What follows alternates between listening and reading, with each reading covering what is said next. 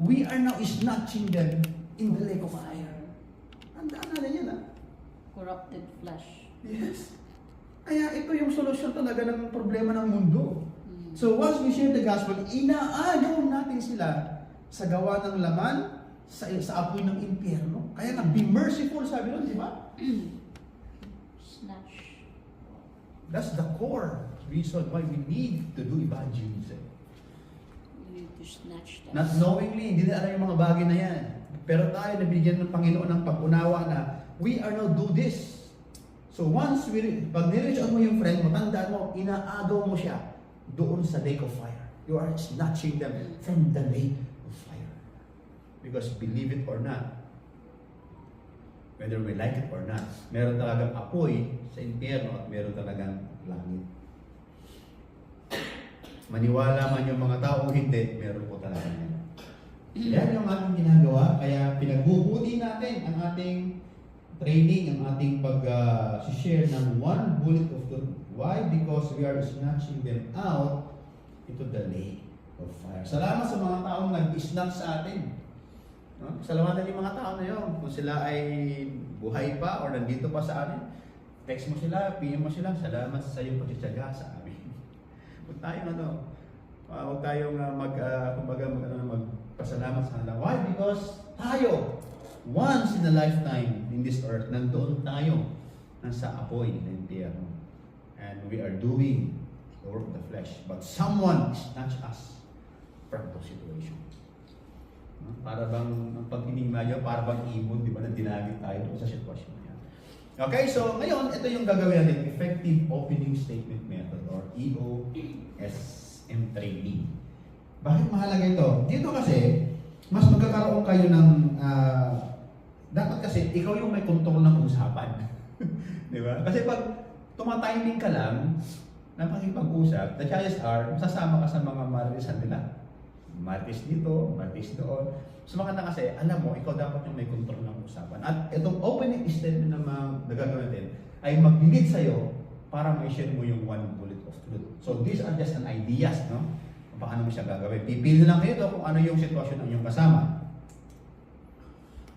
So opening statement, an effective opening statement is important because it sets the tone of the conversation and determines how engaged and receptive the other person will be. So doon pa lang sa pagbibigyan mo ng opening statement, nagbibigay ka ng daan.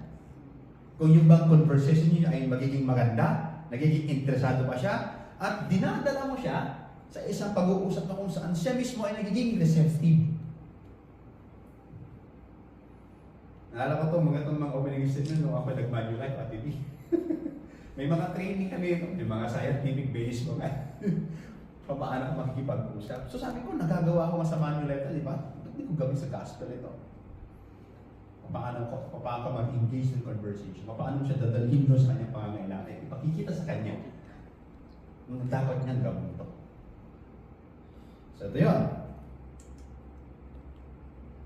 So effective opening statement is crucial when starting a conversation about the gospel. Kasi pag naramdaman ng tao na nire-religion mo siya, o sige, pare, baka muna tayo mag-usap. Aalis na yun, di ba? So dapat hindi niya maramdaman na church yung dating natin, dapat hindi naramdaman talaga na i-evangelize mo siya. Kaya dapat effective yung mga statement na ginagawa natin. So, here's why effective opening statement matters. Una, grabs the attention. The strong start captures interest and encourages the other person to engage. Halimbawa, talk what is common. Isa yan eh. Sa small talk kasi. Sa small talks, yun kasi yung dapat na alam natin. When we engage small talks, dapat talk what is common. Di ba, Pilipino yan. Alam mo pare, nangyayari sa Pilipinas, ang gulo na ng ating mga politiko. No? Common yun.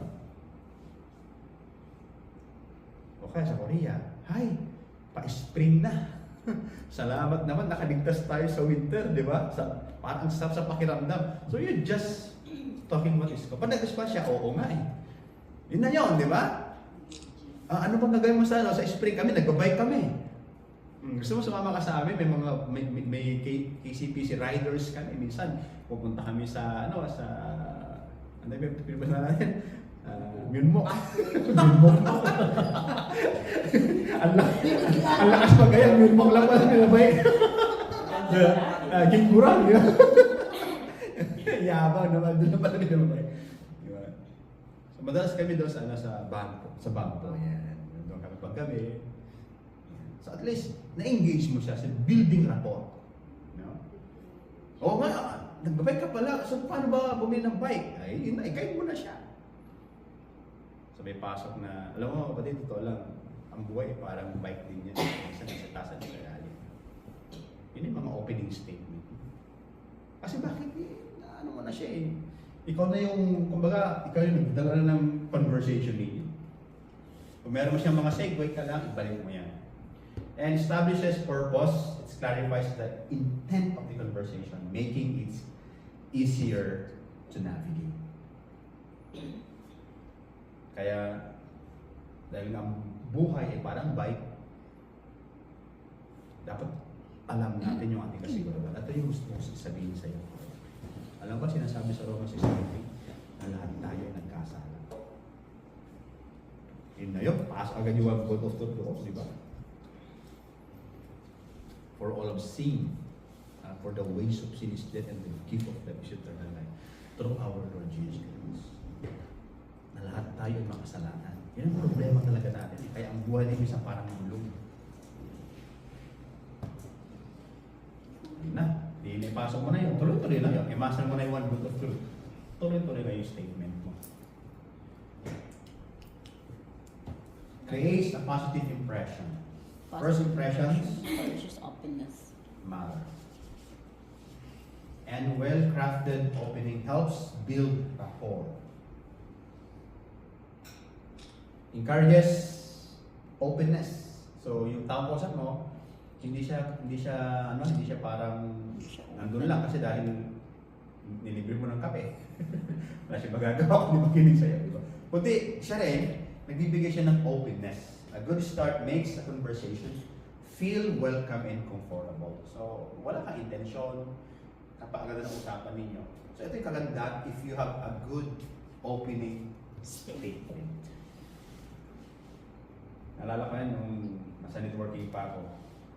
Ba't daw sabi ni Abby, ba't nabibenta ko yung mga tabi mo kilala? Gugulat siya, nabibenta ko yung ano. Eh, yung dala namin na bag doon, Porto Battle siya eh. Nauubos ko yun. May bilang 4. Magkano isa? 275. Paano mo nabibenta? Eh, napakahirap ng buhay sa Pilipinas. Yan. So, meron tayong mga technique dyan. Meron tayong mga principles. Bakit yung mga tao bumibili sa atin? Huwag kang lumapit sa kanya na nagbibenta. Lumapit ka bilang nag-a-advise. Halimbawa yung tao may gout. Sir, yung gout, alam ko yung gout, kulang yan sa tubig. Ano mo na? Libre ang tubig natin. Siguro, pangalawa siya, siguro mahihilig ka sa soft drinks. Ay, oo nga, sa mga bagoong. Eh sir, ihinto mo yun, yung mga karni. Yan. Ngayon, kung gusto mo talagang mas makatulog, meron ako i-recommenda sa'yo. Ito, green barley, mataas po yung kanyang tinatawag nating alkaline. Kasi ang alkaline is the opposite of the acid. Ayan, gano'n. Di ba? Bibigyan ko ng example. Kung yung acidity, ganito po siya. Yung alkaline, ganyan.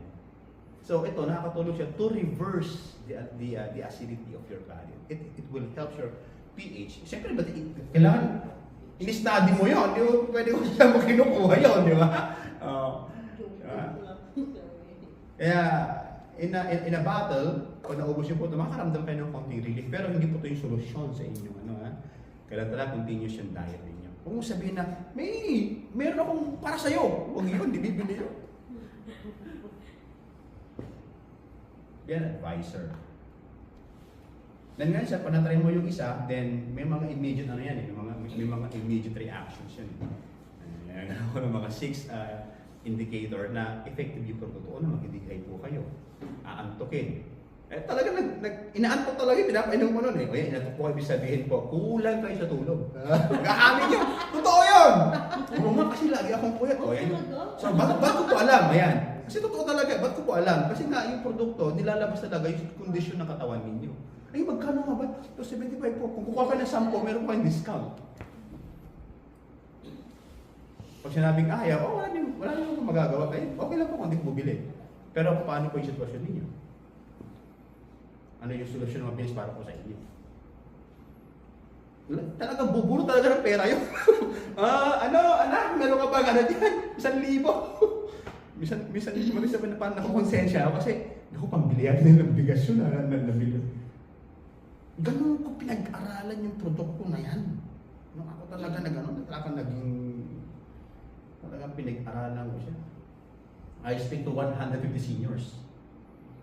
Nakabenta kami ng 4 na bag. Na 42 watts ang laman ng isa. 4 na bag yun.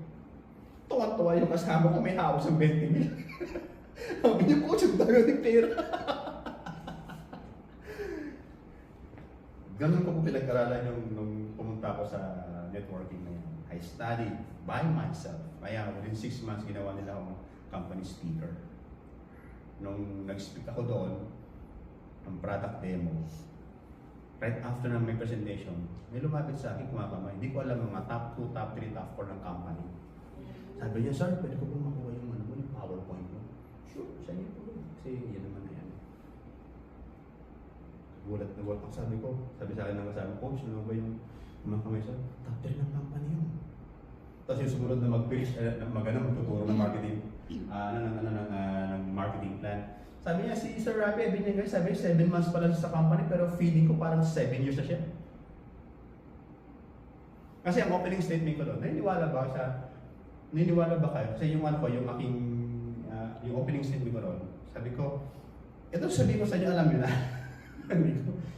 if you're in the company for the past 5 years, you know what I'm sharing to you. But you know what, there's something good news about this. Sabi ko, repetition is good for education. Yung opening statement. Ibig sabihin, para mas matuto tayo ng mas malalim, ng mas mahusay, kailangan ulitin. Tama mo ba? Ito gagawin ko sa inyo ngayon. And this my presentation, most of my presentation is, alam niyo na yan, about our products. But let me introduce to you again, the product of Health Green Barley. Nakinig sila ngayon lahat.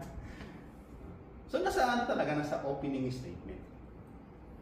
So mahalaga yun. And guides direction. Of course, dapat kayo mismo yung nag-guide sa mga tao. Okay, it sets the stage for where the discussion will go, preventing misunderstanding. So, pag nagamit niyo na yung mga opening statement na yan, sabi ko sa iyo, pwede na kayong maging salesperson. So what? The principle applicable to others. Pero ito, specifically, sa ating pag-evangelize. Okay, dako na tayo. Approaches for effective opening statement. Ano ba yung mga approaches natin? Yung mga approaches natin, ano yung mga statement? Yan. Okay, number 1 is the current event approach. Kung yung kausapin mo ay mahilig sa mga chika, dalhin mo siya sa pinag-uusapan kay Rafi Tulfo. Tama? Alam mo, bagong kay Rafi Tulfo, di ba? Yung parang dinimanda ulit yung ganyan. Yeah. So with everything happening in the world, where do you find hope? Sa kayo ba na magulo na ang mundo natin, kapatid? Meron ba talaga tayong mahanap ng pag-asa natin? Ang gulo sa Pilipinas. Ang tatalino, ang yayaman, pepera, bakit gano'n? Meron ba tayo? Mahanap na kapayapaan? O kasigurado sa ating mundo? Yan yung balat mo dyan. Connects the gospel to real world concern. Helps the listener realize their needs for true hope in Christ. Ano ba talaga ang pag-asa sa mundong ito? Ang hirap ng trabaho, tapos ganyan marinig mo sa mga balita. Kahit nagiging positive, kasi na mo na, think positive lang, hindi. Ang autohan talaga may kaguluhan at walang kasiguruhan doon. Ang gagawin natin? This is the good news for you. I find my hope in Christ. Kaya ang sinasabi doon sa Romans chapter 6 verse 23, for the wages of sin is death. But the gift, okay, ito yung hope eh. Ito yung hope eh. Diba? Yan, kasi mo, the gift of God is eternal through our Lord Jesus Christ. Dalawang punto lang, kapatid, ang gusto kong sabihin nito.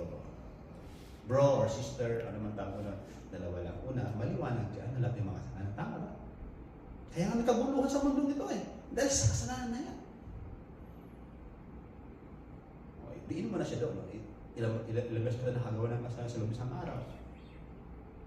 Kaya mo siya magsalita. Let me tell you, tatlo yung maliit na kasalanan. Pagsisinungaling. Diba? Pag-isip ng masama, pagkagaling. Tatlong kasalanan sa araw. Yun na. Kung gawin mo na yung one world of thought, idiin mo na siya. Yun na yun eh. Nadala mo na siya doon eh. Di ba? So example lang ito. Example. There's so much uncertainty in the world today. Wars, disaster, and suffering. Where do you find peace in this time like this? May mga ano, di ba? Nangyari sa California. Grabe oh. Higit na mas mayaman sa atin yung mga tao, pero nga, nasaan sila ngayon? Nasaan yung kanilang pag-asa? Diba? Gandang opening statement yan. Talagang inviting and talagang, lalo na pag yung tao na is talaga yan yung kanyang, kaya minsan yung kausap natin, aalamin mo rin kung talagang ito yung interest niya. Okay? Marami tayong mga opening statement na pwedeng gawin. Next is the sacrifice and hard work approach. Medyo masyadong gilid yata. Ayan. Ano ba to? Ito mga nasa mga OFW. You work so hard for your family, but have you thought about what's really matters in life? Kapatid, grabe naman yung ating buhay, no? Lalo na pag OFW ka rin, diba? Akarelate ka. Grabe, talaga, araw-araw na ba talaga? Nag-work tayo. So pwede mo i-joke yun kasi nga, you are in the same sphere situation. Pero the bottom line of our life, ano ba talaga ang katotohanan ng buhay natin? Parang unfair yata. Susulo tayo, pupunta sa Pilipinas, susulo tayo. Parang hindi mo naisip yun. Ano ba talaga katotohanan ng ating buhay? Tayo mga OFW, grabe ating mga sacrifices. So the good thing, it is to give you an idea paano kayo magkakaroon ng opening statement. Alam niyo ba, tayo mga OFW, di ba? We know the meaning of hard work and sacrifice. But one thing that I want to remind you, alam niyo ba, meron din isang nagsakripisyo para sa atin. Panginoong Jesus. Kaya ang sinasabi sa Romans chapter 6 verse 23, for the wages of sin is death, but the gift of life is eternal life through our Lord Jesus Christ. Napako ang Panginoon sa atin para sa ating kasalanan. Kasi bakit? Maliwanag, di ba sa Romans 6:23? Lahat na nagkasala. Sometimes we are expecting ourselves to go to heaven, pero katotohanan, ang reality, we have sinned against God. Doon mo na ulit sa ibaon doon sa kasalanan. Kaya mga talaga, pag gamit na gaya mo na yung one world of truth, plus itong mga approaches na to, grabe, napaka-effective mong evangelist ka na. Talaga yung tao, lumuluha na sa harapan mo habang sinisira mo siya. Kasi bakit? Nakuha mo yung core ng kanyang heart.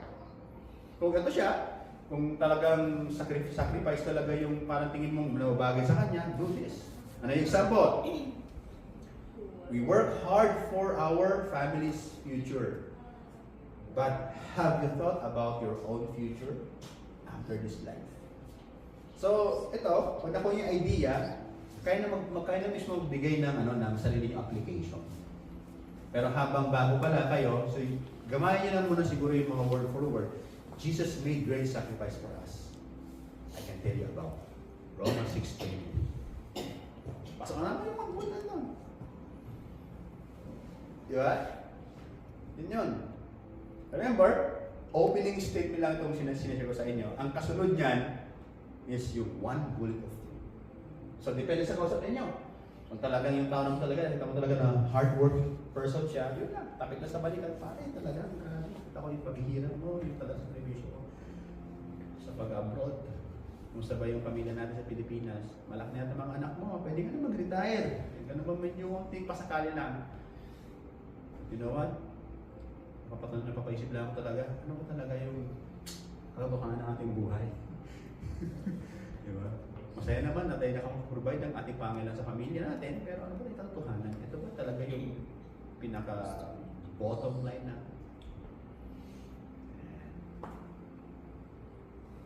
Papatanong ko, ano ba talaga katotohanan? But you know what? The dear for sacrifice, Ito, alam mo naman na ito, i-remind ko lang sa iyo. Ang Panginoong Jesus, nagsasacrifice niya para sa atin. Kaya ngayong Romans chapter 6 verse 23, sinasabi ito. Pakibasa mo nga. For the wages of sin is death, but the gift of God is eternal life through our Lord Jesus. Yan na, correct na naman yan. Na ba? Financial struggle. Ito, mabilis to. Mas iwasan mo rin ang mangutang sa'yo. Sabi doon, many OFWs feel burdened, financial stress.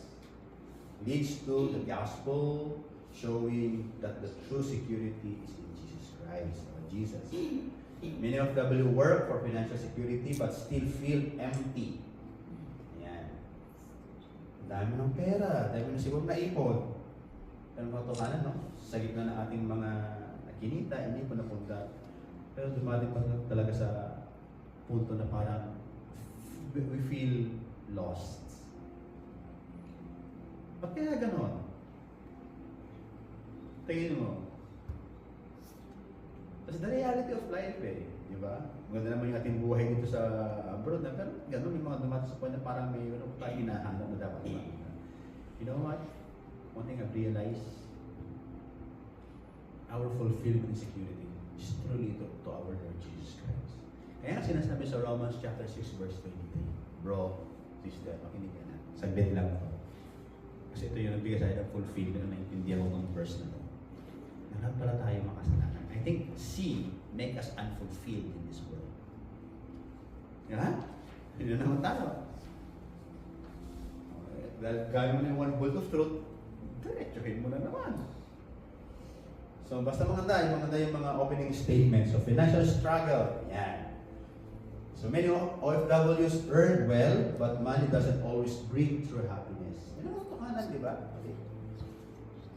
Okay, imagine mo, halimbawa, magkakaroon ako ng 5 million, 10 million, 20 million, pero nakikita ko, parang short term lang yung happiness niya.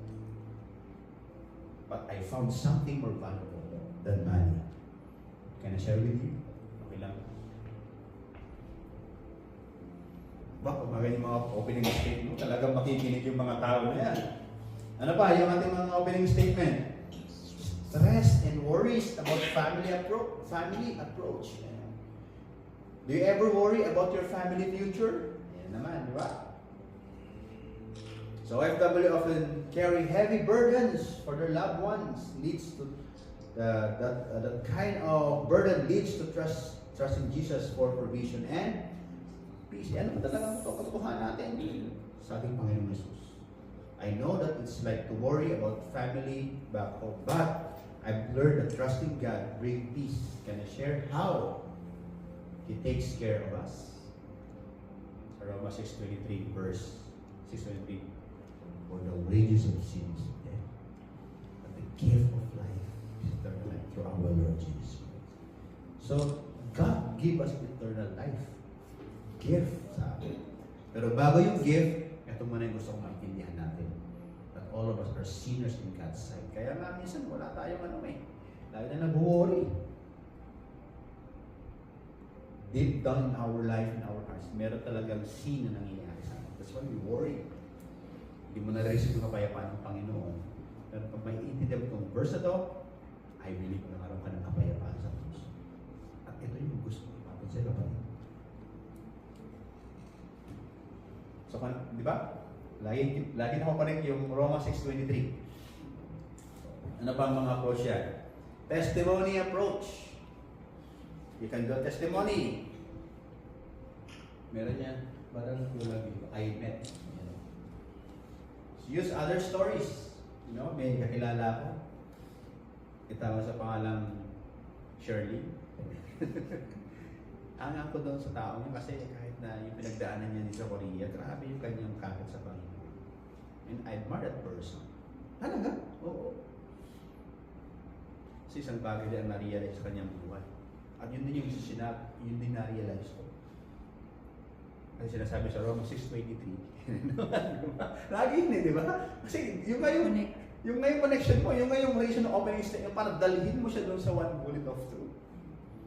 Okay? Using another OFW's testimony makes relatable. Leads to share how Jesus change that person's life. Okay, parang ito, I know an OFW who struggled with loneliness, but everything changed when they met Jesus. Can I share their story with you? Yung mga opening statement natin dito. And pa, fear and uncertainty approach. Do you ever worry about what will happen to your future? And many OFWs fear job loss, health issues, or family problems. Mga bagay leads to Jesus as our security and provider. Example, life is full of uncertainties, but I have found peace knowing someone is in control of my future. Can I tell you about it? Ito ko sabihin sa'yo. In Romans 6:23. Siguro mga 10 yung mabanggit yan. Mamasa nyo talaga yung one bullet of truth na yan. Hanggang it become a natural mechanism sa sarili natin. Tapos pili ka na lang dyan kung ano yung mga nababagay na approach sa mga taong kinakausap natin. Okay, yung the life struggle approach, all those parang magkakaparehas lang din yan, no? So I've been through tough times too. I found real hope. Can I share what helped me? Alam mo, nakatulong talaga sa akin itong verse na ito nung sa panahon na ako sinusubok ng matinding problema. Naunawa ko yung Romans 6:23. Ito na pabago ng buhay. Share ko sa isa, 2 minuto lang. Sana matagpuan mo ang Panginoon sa maganda ng pag-uusap namin. This is my intention for you. Kasi mga ganun mga concern, pagputo mo ng concern sa tao, kasi hindi magbukas ang puso. Many people are struggling with problems like stress, family issues, or financial burdens. This approach makes the gospel personally relevant. Example, I know life can be overwhelming at times. I used to feel the same way until I discovered the peace that Jesus gave. Can I share with you what I found?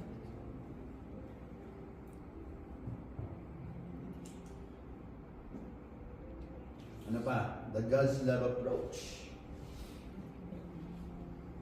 Nakita ka talaga na parang tao na yun is parang feeling niya, unlovable siya. You know what? Kapatid, sinasabi ng Diyos, mahal ka niya.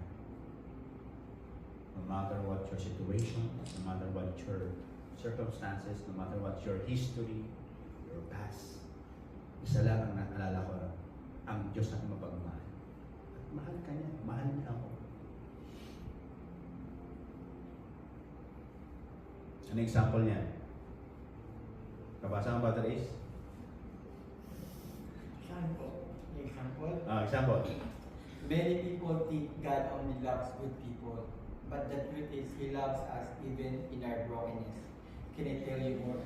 In Romans 6:23, for the wages of sin is death, but the gift of God is eternal life through our Lord Jesus. Yes, we are broke by sin. Makasala tayo. At nasira tayo sa kasalanan. Tatlong kasalanan sa isang araw. Sa isang taon. 1,090. Cancel mo na lang yung 90, 1,000 na. Kaya imagine na paano tayo, we are really broke by sin. And sometimes we think of it that we will go to heaven. No. But the good news is, ito maganda, the gift of God, symbol is His love. Di ba sabi nga, you can give without loving, but you can love without giving. Pasok na pasok yun. Nasa oras ito, ready ka magtanggapin ng Panginoon. Simula ka ng spiritual journey mo sa Kanya. We found love in our Lord Jesus Christ. Mahal na. Can I pray for you?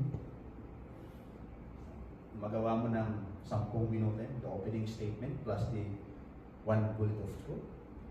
Yung tao na yun, na-snatch mo na siya. O sa apoy na sinasabi ni Jude kanina. Okay, number 9. Curiosity approach. Okay. Pakibasa ka teacher yung have you. Mabasa mo teacher? Yeah.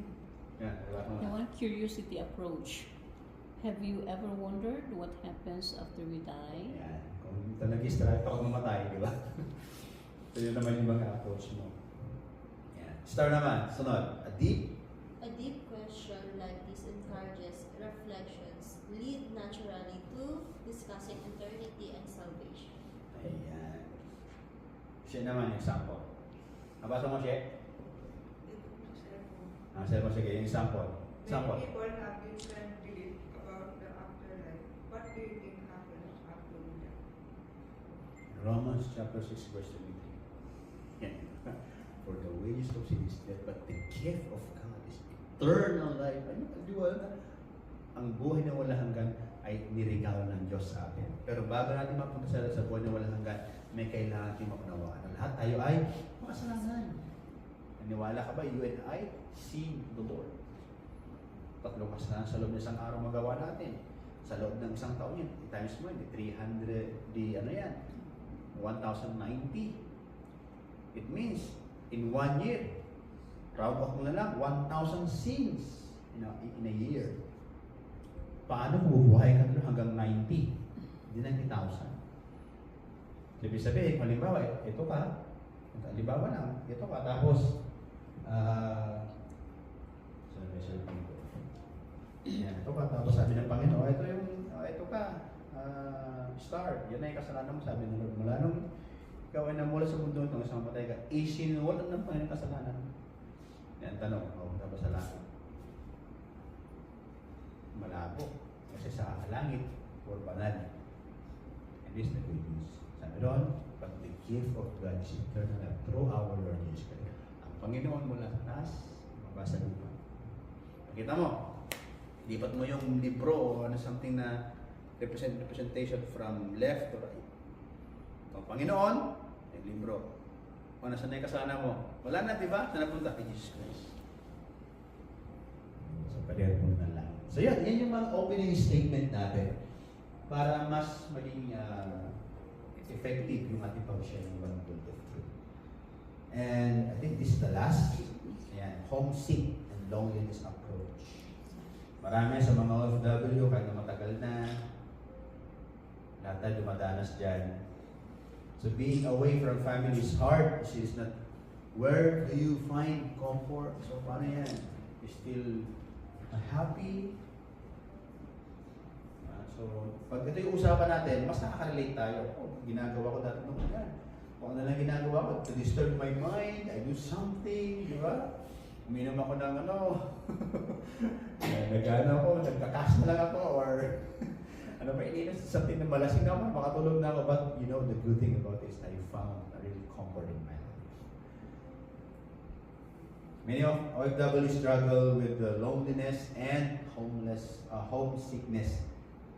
Leads to Jesus as the source of true companionship and comfort. Example, I know how hard it is to be far from family, but I found something that gives me peace even when I feel alone. Can I share with you? Can I share it with you? In Romans 6:23 Romans 6:23 said, "For the wages of sin is death. The gift of God is eternal to our Lord Jesus." Ang ating kailangan ang Panginoon Jesus sa ating buhay. At pangyayari yan kung maiintindihan natin na tayo makasalanan sa Panginoon. Okay, so tinigyan, makakatulong ito? Itong mga approaches na ito? Para niya nag-iisip na, sasabihin ko, pagkapihin ko, so pinagkapi mo na, wala ka rin masabi, di ba? Pero ngayon, malinaw na. So, meaningful conversation about the gospel. It helps you connect with others, capture their attention, and engage them in a way that feels natural and relevant. Huwag tayo masyado, mag-church ka na kasi! Kaya ka ganyan sa buhay mo kasi wala ka sa church! May pagka-judgmental ang dating mo, palalayo na. Pero kung talagang maganda yung the way na i-present ko. If I were you, pag-usipan mo yung mga sinabi ko sa'yo. Why? Because I find peace in the situation. And I believe you can find peace. Yes, ang buhay natin, hindi tayo mayaman, kagaya ng iba, pero iba kasi, may kasi kalulong kapayapaan ka sa puso. Di ba? May pag-asa ka, iba yun. Hindi pala nabibili ng pera yan, ng kayamanan. We can only found the Lord Jesus Christ. Oh, baka pag paghiwalay niyo, umiiyak niyo sa bahay. Tama ba yung sinabi ng aking kapatid, Lord? Na parang magpaituloy mag-isa, di ba? Kasi nga, nahipo siya ng Panginoon na nalit mo siya sa katotohanan. So, crown mo yung tao na yun, yung soul na yun. Blessing mo na sa Panginoon. The goal is not just to talk at people, but to invite them into a conversation where they can hear about the love and hope found in Jesus. Hindi yan dahil sa in-invite mo siya, nagdaldalan ka kung anong pinagkwento ninyo. Wala, hindi mo share yung word of God, yung salvation. Hindi, may goal ka lang pag kinakausap yung mga tao ngayon. Remember, the right question or statement at the right moment can break down barriers and create space for the Holy Spirit to work. Whether it's through personal testimony, addressing a need, or simply showing interest in someone's life, your approach can plant seed that leads to transformation. Diba? So, ngayon, mas nagiging klaro na ba sa inyo kung anong gagawin niyo? Mas nagiging maganda na ba na, ito, feeling ko sa taong to, ano to eh. Ano siya, testimony approach gagawin ko dito. Ayan. Dito, God's of love ang approach ko dito. So, ngayon, mas nakakalculate nyo na, nami-measure nyo na yung mga tao. Lalo pagkakilala nyo, eto, family struggle to kasi alam ko to eh. Yan. Money struggle. Ayan, money struggle to kasi lagi nila gano'n, di ba? So, alam nyo na, di ba? So, ngayon, mas nagiging kumpiyansa na kayo na mag-share ng Word of God ng one bullet of truth. Kasi bakit? Nami-measure nyo na kung ano yung kailangan ng mga tao. Ayun na, master nyo yung mga kapatid. Baka pwede na kayo magtayo ng church. Kasi bakit? Yung naramdaman niya na pagpapatawad sa Panginoon, isi-share niya yan eh. Sino siya sa'yo? Si Kuya Andy nag-share sa akin niya. Uy, Kuya Andy, ito na pala si ganito. O, share mo ngayon, sinabi mo sa akin. Magkakatak yan eh.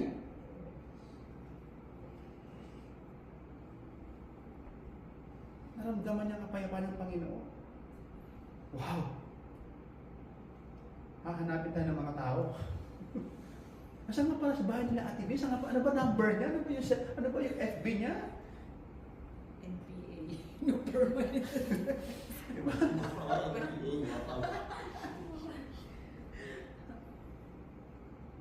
Kasi bakit? Naramdaman niya na yung pag-work ng Holy Spirit sa buhay niya. Susunod mo na dyan, yung kingdom lifestyle na. Papasok mo na yun. Short series of study na yun. Kukonfirm ko lang sa'yo kung ano yung tawag na gift of God sa Romans 6:23, di ba? Punta na yung 1 John chapter 5, verse 11, 12, and 13. Paano ba talaga magkaroon ng buhay na walang hanggan? Di ba? Number 1, sinasabi sa verse 11, sa verse 10, di ba? Testimony of yours. Dapat ikaw mismo nanalig ka. So yung unang usapan natin, doon pa nanalig ka, sinasabi ng Biblia, may buhay na walang hanggan yan at di ka pwedeng alisin. Kasi nanalig ka sa Panginoon eh. So it's up to you. Kung meron kang buhay na walang hanggan, o wala. Kasi bakit? Nasa pananampalataya mo kasi, nasa paniniwala mo kasi, hindi naman ako magbibigay sa iyo yan. Ikaw mismo ang tatanggap. Sinishare ko lang sa iyo. Kaya kung doon pala nanalig ka sa unang usapan natin, sinasabi ng Bible, meron kang buhay na walang hanggan. O pangalawa, sinasabi dito, yung testimony ng kanyang anak. Di ba sinabi Jesus Christ, in the Son, this is eternal life. Di ba sabi niya, nasa kanya ang buhay. I am the way, the truth, and the life, sabi ng Panginoon. At yung pangatlo, maliwanag dito, na isulat. Sabi doon, I have breathed to you. Isinusulat ko sa inyo na kami buhay na wala hanggan. Tatlong testament, statement, papatunay na ang taong yan may buhay na wala hanggan. Kaya pag tinanong siya, may buhay na wala hanggan ka ba? Hindi sinasabi ni ganito? Oo, ito. Basahin mo. Di ba? Di lumalaga. Yung simple gospel presentation na yan, lumalawak yan. Lalo pag yung tao talaga natutunan niya, nakita niya ng maliwanag, mag-share sa iba yan. Hindi pwedeng hindi pwedeng di mag-share yan.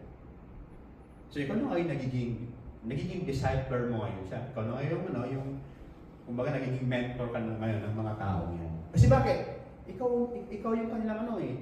Sabi natin, spiritual father or mother ng mga yan eh. Lagi siya yan. Eh ano po kuya, ano ba yung gagawin natin? Kaya tayo ngayon, tuloy-tuloy naman yung ating training. Ito naman yung provide ko sa inyo. Para hindi tayo nauubusan. Sarap kaya na mas maganda yung tinuturuan mo, mas magaling na sa'yo. Praise the Lord yun. Ako gusto ko yun. Na maraming mas magaling sa inyo kaysa sa akin. Praise the Lord yun sa akin. Sabi, I've done my part. Mas kumusay kayo sa akin, praise the Lord yun. Mas marami kang naipasok na halo sa kanya ng Panginoon sa akin, praise the Lord yun. Pero siyempre, habang kayo gumagaling, ako naman siyempre, hindi naman ako kayag na manatili lang ako sa level ko. Kailangan din ko mag-level up ako. Kasi kayo, nagiging warrior na kayo ng Panginoon. Tapos ako naman, conventional pa rin yung fighting style. Pero hindi pwede, sabi ko naman, gumagaling ka ako yung mga pinaturuan mo siya. Tapos ako ganyan pa, hindi pwede, kailangan. So dapat ganon. Kaya nga, pag ganyan na yung nagiging mindset natin, we become now busy in God's kingdom. Wala nang panahon yung mga yung mga reklamo, yung mga, alam mo yan, yung mga simpleng mga sa church, wala na yung makapansin yan. Busy ka na ba paano mapalaguin ang iyong spiritual, paano kagamitin ng Panginoon. Pag yan ang nasa isip ng tao, wala na yung, bakit hindi, sino magluluto ngayon? Alam mo yung mga minsan yung mga concern sa church, napaka-minor yan.